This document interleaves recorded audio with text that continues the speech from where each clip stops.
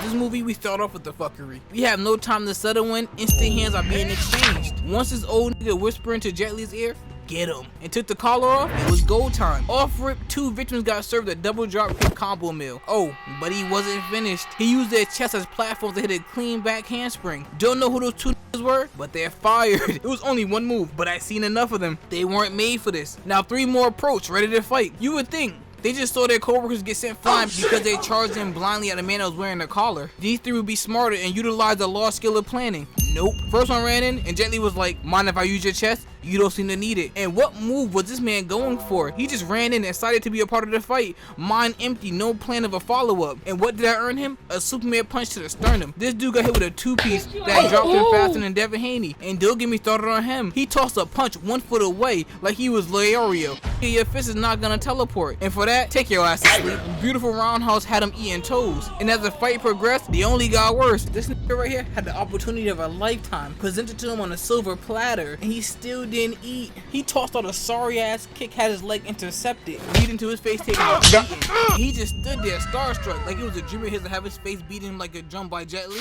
Right here we have Danny, that's what his name is in the movie. Called this man bluff. He knew he had pillow fists, tossing out a speaker like Devin Haney. Whoever orchestrated this squabble must have pulled random niggas off the street. None of them looked like they ever thought about throwing a punch. Let's use him as a prime example. He pulled up to be shipped overnight across the warehouse. Then Mr. Softhands stood there until Danny was ready to beat the sound of liberation into him. And he continued standing there taking it. This nigga is trash. Like a Pokemon just waiting to be told to dodge. It's not a turn-based squabble. You can tell how one side of the fight is when a nigga start ripping out random moves for no reason. Danny ended the ass beating on this dude like he was playing Tony Hawk Pro Skater and jumped on his back like he was a board, just mad aggressively. The man's spine probably looked like a wrestling ring after Big Show got done thinking he's a high flyer. After all that, the man finally gonna stand up shocked. Nigga, you didn't see the 5-course meal he was preparing from the beginning? That start alone was stand-up worthy. Who uses a drop kick out the gate? But peep Danny listening skills. With ears like that, he's never gonna get caught lacking. And why was this running that many steps? How far was he? And you would think, since he was so eager to hop into the fray, he could bang like his name was Fredo. No, he was waving at the nigga before he felt a bro kick to the chest. Then Danny dug into his ditty bag and clung to his chest, unloading a freaky headbutt. Just imagine how trash you have to be for you to have free access to some back shots, putting your all into a combo, just to have the man turn around and look at you like this. Is this nigga serious? Then he swats you away with one hand like you're a fly at a cookout. At this point, Danny was just trying out mid-fight, hitting a helicopter spin kick off the dude, flipping perfectly to re-engage the squabble with the others. And none of them learned. My guy dodged the legs. Instantly upon re-engagement, Sparta kick. This dumbass over here was like, I like the kick too. It was trying to have a footsie battle with a kicking demon. What did that earn him? Toes to the sternum. He wasn't done. Even while he was arm length away, served him with a spin kick. Light work. Had that nigga cosplaying a Blade. And what was he doing? Standing in line waiting for his combo meal? Danny turned quickly, seizing the man by his neck, then started trying to crack his skull like a walnut. Just giving him a vicious beating like his name was Errol Spence. Then he snapped this nigga's arm like a Kit Kat. Break me off a piece of that Kit Kat. That's a good song. He must have been screaming a little too hard for Danny's liking because he said, Go your motherfucking ass to sleep. Had her smelling like a Looney Tunes character. And what are they paying henchmen in the movie world? Their pay must be life-changing. The way they never back down. They should be able to win any benefit they are challenged to. A 7-figure salary. Because after watching everything Danny did to their co-workers, the man still ran up and grabbed his hair. He said, it. Straight hands not working, time to cat fight. But he had no plan after that. He started pulling Danny's hair like he didn't expect it to work. He didn't think he was gonna get this far, but it didn't matter. Danny broke free and started giving the crowd a drum solo, beating on the dude's body to finish the performance with some nasty face punches. The ass whooping was getting so bad, his co-worker didn't even attempt to attack Danny. He was like, that's enough, trying to act like a security guard in the Bad Girls Club. Danny was not finished beating on him though. This time he grabbed the man's hair, and I do say it was mandatory. You always have to return the favor. Then kicked him into a field goal. And why is he still just hugging him? Does he think the power of love was gonna wear him out? This is not Harry Potter. Then he dragged both of them to the ground. He came to squabble, not explore second base. Then fed him a stomp, ensuring a generation of ass stops with him before spamming the people's elbow. Then someone came in like it was the early 2000s and tried to hit the A-Town stomp on Danny, but it was declined effortlessly. Then he fed a kick to the face. All he tasted was leather and the asses of everyone Danny beat. Look how focused he was on providing an A1 ass whooping. Rolled backwards, kicked his leg so he could see him eye to eye, then started dribbling this this nigga's head like he was GOIs. Tell me, do you see the difference? Now you know at this point I was scratching my head. Why did he wait until Danny the ass whooper's full attention was on him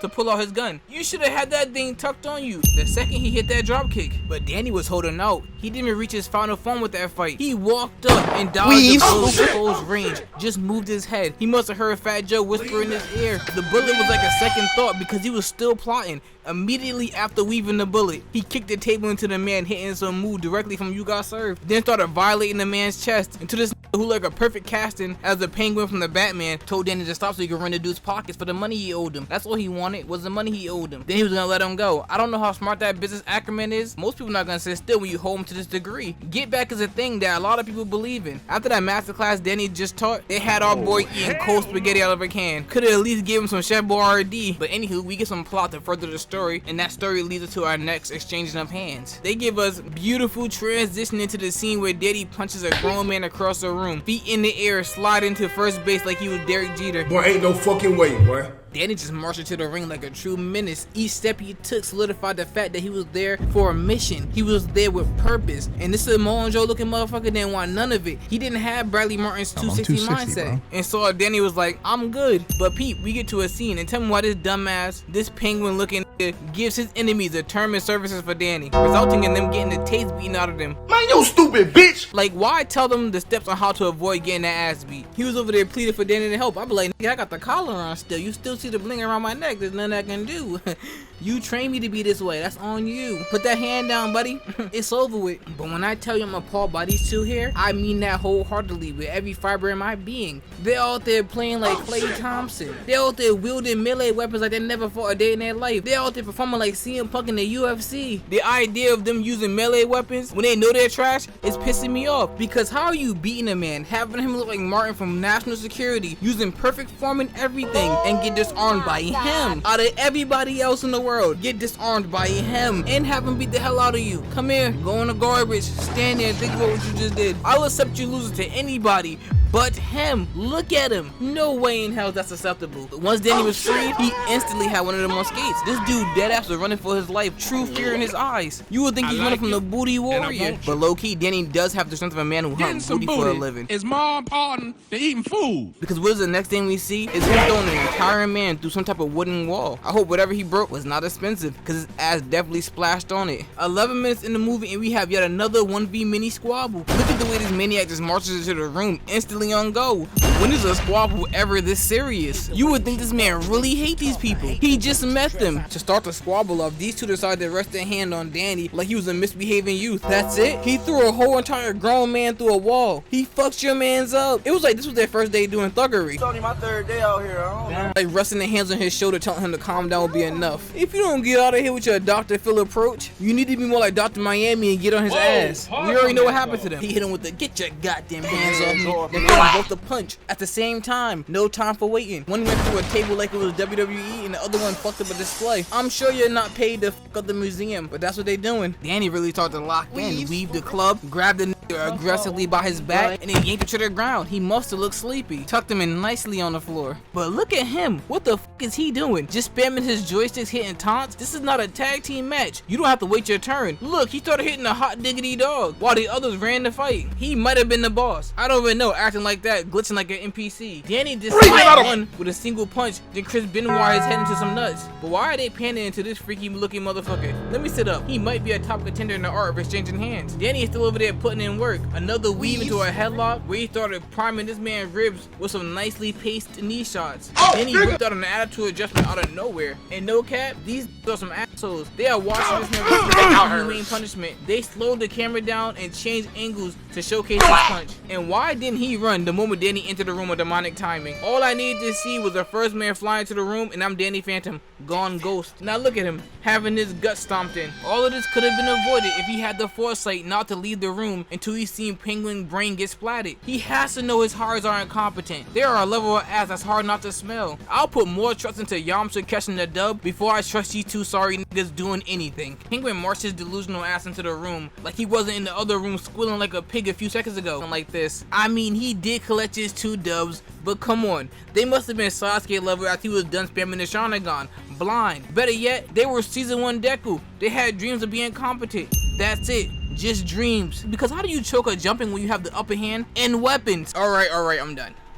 And I knew this man was a freaky motherfucker because Penguin was like, what you looking at? He was talking about something. I'm just enjoying the view. I bet you are. Now on to another deck collection and more potential of hands exchanging. After having hands put on him and Bart finally realized that without Danny, he's hot cross buns, he made a device like the phone the mayor gave the Pauper Girls so Danny knows when he's in distress and can come in and save him. How about you put that type of dedication and passion into learning how to fight for yourself? That's just a suggestion for me, but too bad for him. Danny's interest in music was more important than saving a bum who can't squabble on his own. Morgan Freeman came in and distracted this man from his job, playing piano. He was having such a good time he missed the entire squabble, and Bart was geeked because he can't win a fight on Dolo. I know Danny doesn't do a lot of talking, but if it was me, I'd be like, you have a whole squad around you. Why you mad at me? Be mad at them. They're just as trash as you are. Take a hard look around you and blame each and every one of them. So we move on, and the freaky motherfucker reappears to offer this man an opportunity, which is just a fight club. Hands up, I'm sorry, I'm not following this freaky motherfucker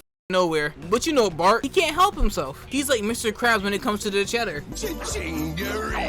Money, oh money, how I love thee. So of course, Bart being Bart, we end up at the fight club. And Danny was on timing from the beginning. Danny walked down the stairs straight up to the man who thought he was in the WWE, just like a BDSM rock star, a freaky ass Bane if you will. He was doing all that taunting for no reason. The fight lasted all of 5 seconds when Danny started punching him in the throat, turning his Adam apple into apple juice. Then Danny knew he was him when he walked away while his opponent was over there doing the worm. You hate to see it, but it was a great sight. But right after the fight, Bart and his crew was caught lacking and was quickly packed and shipped to the afterlife. Not really, they didn't die, but for plot's sake, we think they died. Danny ended up with Morgan Freeman living a better life than he ever experienced before, besides when he was younger. But it's a fighting movie, so you know some bullshit has to happen so we can get some more squabbles. So turns out this only ended up with a neck brace and a messed up arm and is somehow fine. And Danny wound up back in the collar at a fight club. Now he is facing a steroid demon who was not gonna waste his perfect opportunity and hit him with a beautiful back shot, a side kick from behind. Nobody had Danny looking like this in the entire movie. 1 hour and 3 minutes, and this is the first time someone had Danny looking like this. But we know Danny by this point, you may catch him, but he's never lacking. He kicked off the wall to avoid slamming into it, then got straight up into a block and another, then he started weaving like he had a wicked observational hockey. This was second nature to him. But this man is too big to be spamming flying sidekicks like this. It's like this man popped a bunch of enhancers and had a marathon of the Texas Ranger and thought to himself, you know what, I can do this too. And it was working. I can't hate on his game. A nasty leg kick chopped Danny down to the ground. And I don't know if he's trying to sell the fight like Bart told him to, or if this man's actually good. I don't know. He must have felt good about himself. He was like, I actually might be him. He was starting to feel like Homelander. I'm better.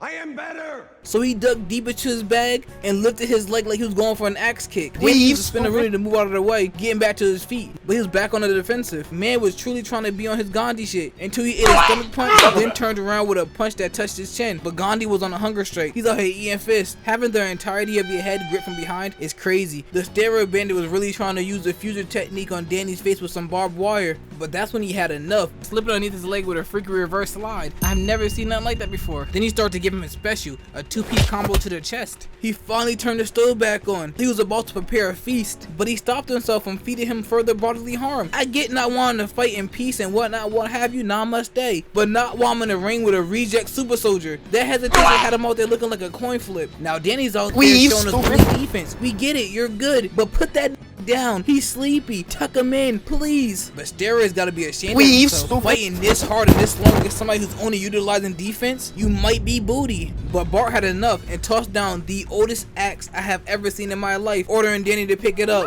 But the steroid eater picked it up instead and started having a field day with it. But he was still a bum. He couldn't even hit the wind the way he was swinging. But what he did have was a maxed out kicking stat, hitting Danny with 2 after he tried to hold on to the axe. Nah, no way. Danny had been knocked down this many times in one fight. I mean, he is trying the Shakar Stevenson approach, and that almost cost him his life. But lucky for Danny, the steroids the man popped was with his intelligence. He had one target and hit the only wall in front of him. Danny had to go back to the roots. A double drop kick to the sternum, then he was back up, weaved in an attempt at his life, then jumped on the man's back. I hope he was not trying to overpower him, because I don't think it was working. Steroids was like an angry gorilla, trying to get him off his back, running into any and every wall he could find. Then Danny hit a flip over his shoulder, trying to avoid being slammed into the barbed wire. The freak from earlier in the movie was on top, summoning more fighters like he was Ash Ketchum to jump Danny. But we cut back to Danny being manhandled. He didn't need any reinforcements reinforcements, he was good down there on Dolo. 2 more dropped in instantly, exchanging hits. Like they were waiting for this man. The black dude was spamming kicks. His mind was far from the idea of a punch. Danny was trying his best to deflect and avoid, but this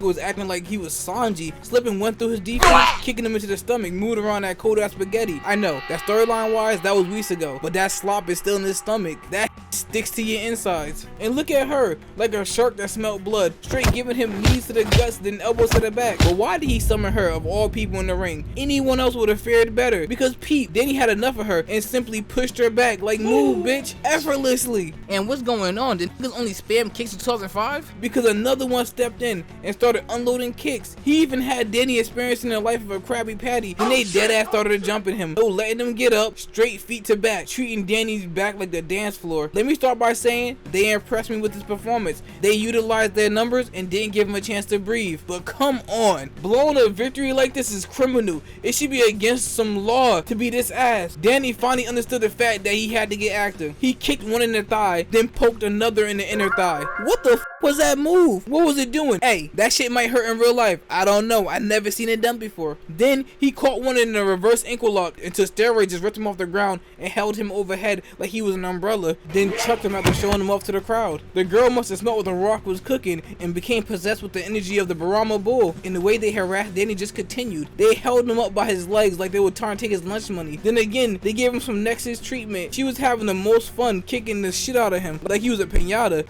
You ain't getting no candy. Tell me why. They have more disrespect that they have yet to use. Daniel put his hand on the ground probably to get some leverage to stop that blood from rushing to his head, but someone just stepped on that bitch. Then Steroids came back to kick a penalty, having him take a nap for a second. But after going through their combined embarrassment, then he had no choice but to knuckle up. Steroid rushed into another leaping sidekick that his ass was too big for. Got himself caught lacking when Danny countered with his own kick, sent him flying backwards. Then Mrs. Knees came in, using one of the 2 moves in her skill set. Fucking knees. What did that earn her? A body slam into him just crashing on her face. Whoa, calm down, Jamal. Glove decided, fuck it, I'ma stomp his ass out. But Daniel grabbed his legs and he was like, watch this, and had him twirling like a ballerina. And what kick was he going for? That's why his dumb ass got stumbled. Leg that high for what reason? Danny was back to putting on his clinics. So the freaky motherfucker grabs the weapons and tossed him into the ring. Even with a 4v1, I guess he needed to make it even. Look at these bums. The audacity to pick up weapons and hit opposed. If you don't, Danny was not gonna get left out of choosing a weapon. He stopped Steroids from getting his hands on the last weapon. But before he can grab it, he had some light work to handle. Even with 2 weapons in his hands, he allowed his face to be violated like this. He had no business picking up these weapons. Look at his face. He never used anything like this before in his life. He's out there swinging and hoping that something connects. Danny even weaved the incoming spear and still delivered one final blow to the dude before he rolled away. Now we have this Lancer wannabe out here putting every spear user to shame. He's missing everything. This man had me stressed, not even a single scratch. Oh wait,